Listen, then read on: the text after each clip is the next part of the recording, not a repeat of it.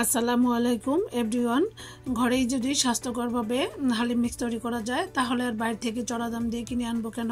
তো আমি আজকে রেসিপিতে দেখাবো হালিম মিক্স ও মশলা কিভাবে খুব সহজেই স্বাস্থ্যসম্মতভাবে তৈরি করা যায়। সেই রেসিপিটি আপনাদের মাঝে শেয়ার করব। আশা করি আমার আজকের রেসিপি আপনাদের ভালো লাগবে বা উপকারে আসবে। যদি উপকারে আসে তাহলে আমার চ্যানেলটি সাবস্ক্রাইব করে নিত্য নতুন সহজ সহজ ভিডিও পেতে পাশেই থাকবেন। এখানে আমি দুটি বাটিতে হাফ কাপ করে ভাতের চাল, মানে যেটা আমরা সবসময় খাই, আমি বাসমতি চালটাই নিয়েছি। আপনারা যেটা সবসময় খান সেটা নেবেন হাফ কাপ। এবং নিয়েছি হাফ কাপ পোলাওয়ের চাল, এটা আমি দেশি পোলাওয়ের চাল নিয়েছি।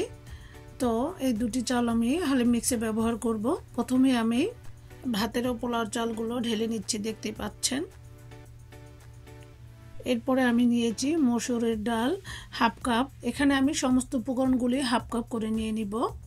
নিয়েছি হাফ কাপ খেসারির ডাল। ডালটা আপনাদেরকে একটু কাছ থেকে দেখিয়ে দিচ্ছি, দেখতে পাচ্ছেন। এটা বাংলাদেশের মতো সেম খেসারির ডালটা পাইনি, তবে এখানে যেটা পেয়েছি সেটাই নিয়েছি।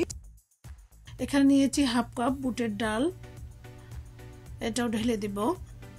এখন নিয়েছি 1.25 কাপ মাসকলাইয়ের ডাল। এই মাসকলাইয়ের ডালটা হালিম মিক্সে অবশ্যই ব্যবহার করতে হবে। এটা হালিম ঘন করতে সাহায্য করে এবং এই ডালটা হালিম মিক্সের জন্য একটি গুরুত্বপূর্ণ ডাল। এই তো এখন আমি ডালটাকে ঢেলে নিচ্ছি, দেখতে পাচ্ছেন। এখানে নিয়েছি হাফ কাপ মুগ ডাল। ডালটাকে আমি হালকা ভেজে নিব।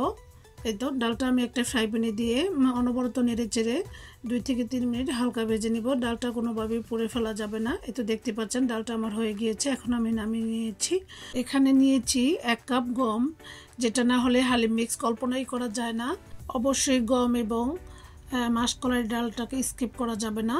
যদি গমটা একদমই হাতের কাছে না থাকে তাহলে হালিম রান্না করার সময় 2 টেবিল চামচ আটা পানির মধ্যে গুলিয়ে হালিম মিক্সে ব্যবহার করলেই হবে।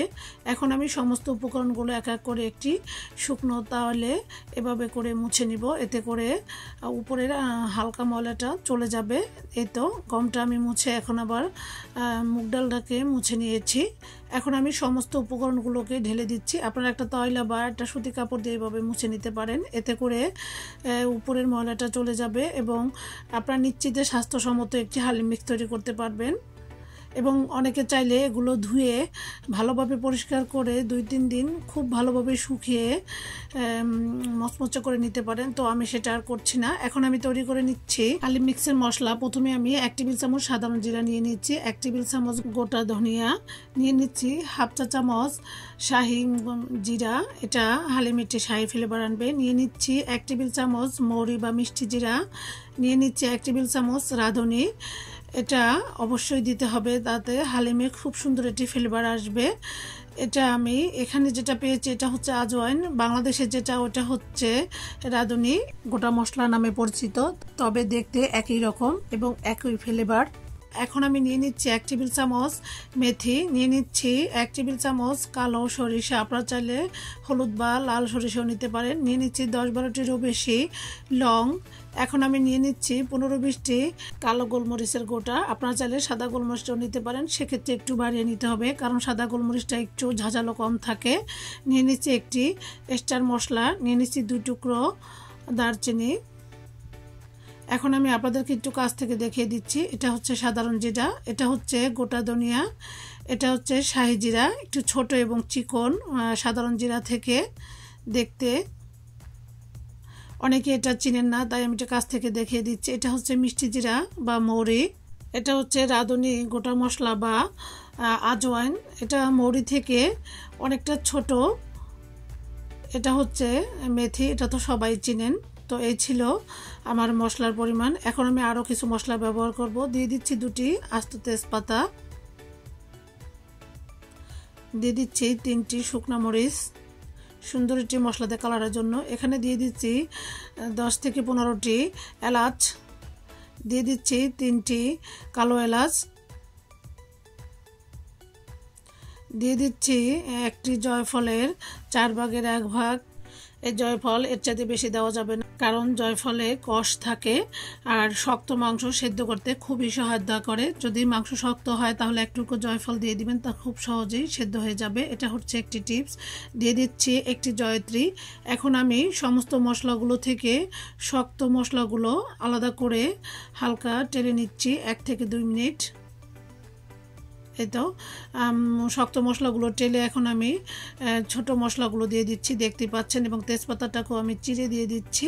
এখন আমি খুবই মিডিয়াম আঁচে হালকা ভেজে নিব। এই তো দেখতে পাচ্ছেন তেজপাতাটা আমার মচমচা হয়ে গিয়েছে এবং দারচিনিটাও একবারে সহজেই ভেঙে গিয়েছে। এখন আমি মশলাগুলো হালকা ঠান্ডা করে নিচ্ছি এবং মরিচের বোটাটাকে ছাড়িয়ে নিচ্ছি। বোটা সহ মরিচ ভেজেছি এই জন্যই, তাহলে মরিচটা খুব তাড়াতাড়ি মচমচে হয়। এখন আমি ব্লেন্ডার ঝাগে নিয়ে নিচ্ছি সমস্ত মশলাগুলো। এখন আমি খুব ভালোভাবে ব্লেন্ড করে নিব। এই তো দেখতে পাচ্ছেন আমি মশলাগুলো ব্লেন্ড করে নিয়েছি। এখন আমি দিয়ে দিচ্ছি 1 চা চামচ বিট লবণ। বিট লবণটাকে দিয়ে আমি মশলার সঙ্গে একটু নেড়েচেড়ে মিশিয়ে নিচ্ছি। এখন আমি আবারও ব্লেন্ড করে নিব। এই তো দেখতে পাচ্ছেন মশলাগুলো আমার ব্লেন্ড করা হয়েছে। এখন আমি একটি সার্ভিং বাটিতে ঢেলে নিচ্ছি। কতটা স্মুথ এবং মিহিভাবে আমি মশলাগুলো ব্লেন্ড করে নিয়েছি দেখতেই পাচ্ছেন।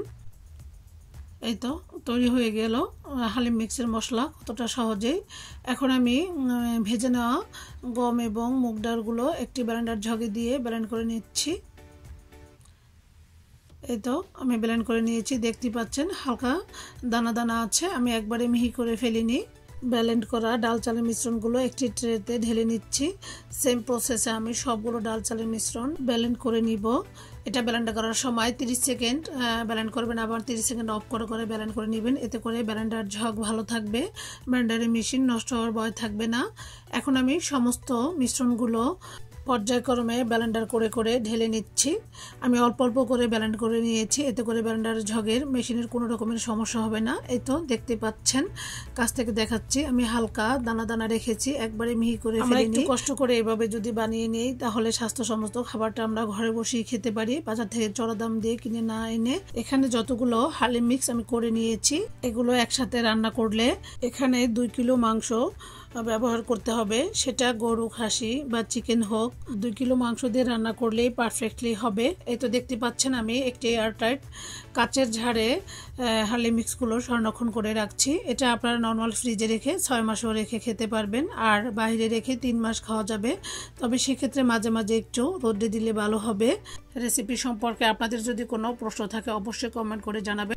আমার আজকের ভিডিওটি কে কোথা থেকে দেখছেন অবশ্যই কমেন্ট করে জানাতে বলবেন না। তো আজকের মতো এখানে বিদায় নিয়ে নিচ্ছি। সবাই ভালো থাকবেন। আসসালামু আলাইকুম, আল্লাহ হাফেজ।